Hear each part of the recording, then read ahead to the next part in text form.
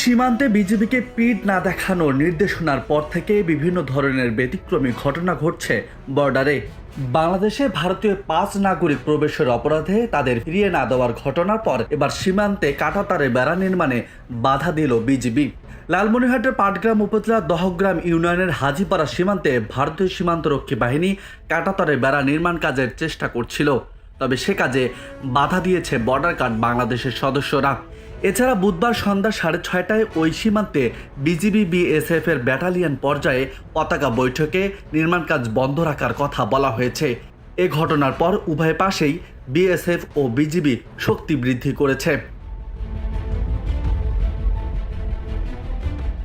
BGB ও স্থানীয়রা জানায়, বুধবার 11টার দিকে নিজেদের ভূখণ্ডের বাইরে এসে হাজিপাড়া সীমান্তে 8 নম্বর আন্তর্জাতিক পিলারে 23 থেকে 26 নম্বর সাব পিলার অংশে জিরো লাইন বরাবর আকস্মিকভাবে কাঁটাতারের বেড়া নির্মাণ কাজ শুরু করে বিএসএফ।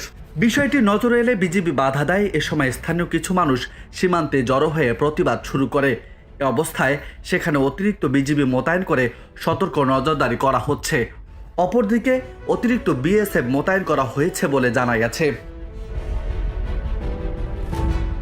প্রত্যক্ষদর্শীরা জানায়, কাঁটাতার নির্মাণের সময় বিএসএফ সদস্যরা বাংলাদেশের দিকে অস্ত্র তাক করে টহল শুরু করে।